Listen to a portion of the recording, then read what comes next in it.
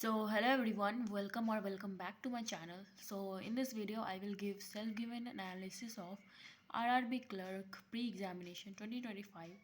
So my exam was on 13th of December in the third shift. So बताती हूँ कि कैसा exam था।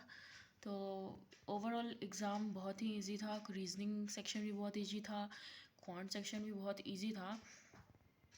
अब बात करते हैं रीजनिंग सेक्शन की।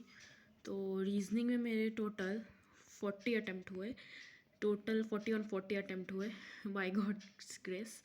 एंड हाँ, तो रीजनिंग सेक्शन मैंने 5 मिनट पहले ही फिनिश कर दिया था। मतलब कि 6 मिनट जब टाइम था तब मैंने सोचा कि अब तो सारा हो ही गया, तो एक दो क्वेश्चंस थे तो मैंने धीरे धीरे आराम से कर रही थी। तो एग्जैक्ट 5 मिनट जब बचा था उस टाइम मेरा रीजनिंग का सेक्शन कंप्लीट हो गया था। फिर मैं बाकी क्वेश्चन जो अल्फ़ा न्यूमेरिक सीरीज़ थी उसे रिव्यू करने लग गई, क्योंकि उसे स्क्रॉल करना था। फर्स्ट क्वेश्चन तो बिना स्क्रॉल किए बन गया था, सेकंड क्वेश्चन आंसर आ ही नहीं रहा था, जो आंसर था वो ऑप्शन में था ही नहीं। फिर मैंने सोचा कि अच्छा स्क्रॉल करना होगा, फिर मैं स्क्रॉल करके बनाई। तो फिर मैंने सोचा कि जब टाइम बचा तो उसे फिर से एक बार रिव्यू कर लेती हूँ सही है या नहीं। तो मैंने रिव्यू किया तो फिर बाकी सब सही था। फिर मैंने ब्लड रिलेशन के क्वेश्चन को भी रिव्यू किया। ब्लड रिलेशन का क्वेश्चन क्योंकि हमेशा थोड़ा कन्फ्यूजिंग रहता है इसलिए, और जब मैंने बनाया तो वो वन गो में ही बन गया था, और ऐसा नहीं कि कुछ मुझे कन्फ्यूजिंग या कुछ ट्रिकी लगा था। तो फिर भी जब टाइम बचा था तो मैंने उसे देखा तो वो सही सही बना था। लेकिन जब एग्ज़ाम देकर आई तो सब बता रहे हैं कमेंट सेक्शन में बाकी वीडियोस के कि वो ब्लड रिलेशन का क्वेश्चन बहुत ही ट्रिकी था, नहीं बन रहा था।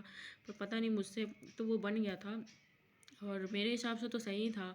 और कुछ लोग बोल रहे हैं कि वो एक ऑप्शन आंट होगा, जो कि मेरा नहीं आया, मेरा था मदर फादर एंड हस्बैंड। तो प्लीज़ उसे आप कमेंट करके बताइए कि आंसर क्या होगा वो ब्लड रिलेशन के क्वेश्चन का।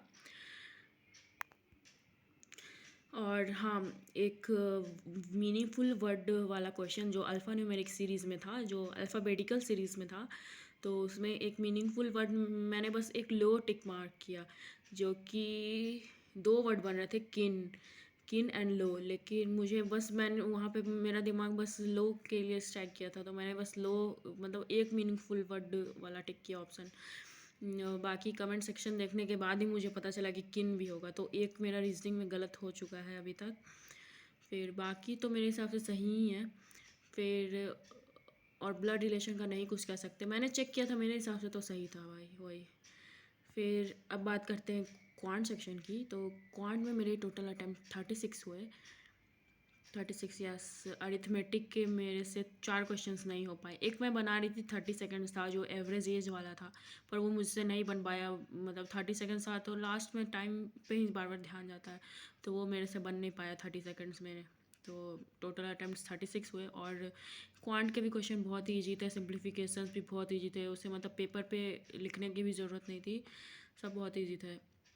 अरिथमेटिक के क्वेश्चंस भी इजी थे, और डीआई भी, दोनों बहुत इजी थी। डीआई के जो क्वेश्चंस थे वो लॉन्ग लॉन्ग के थे, लॉन्ग लॉन्ग फॉर्मेट के थे, जो कि मतलब देखने से लग रहा था कि ये बहुत इसमें कैलकुलेशन होगा, पर उसमें कुछ कैलकुलेशन नहीं था, बस वो देखने से ही लंबा था। बहुत ईजी था वो डीआई भी। तो ओवरऑल पेपर बहुत ही ईजी था, और मेरे टोटल अटैम्प्ट से 76 हुए। तो देखते हैं क्या होता है। Okay, bye. Thank you so much. Please subscribe to my channel to know about my score.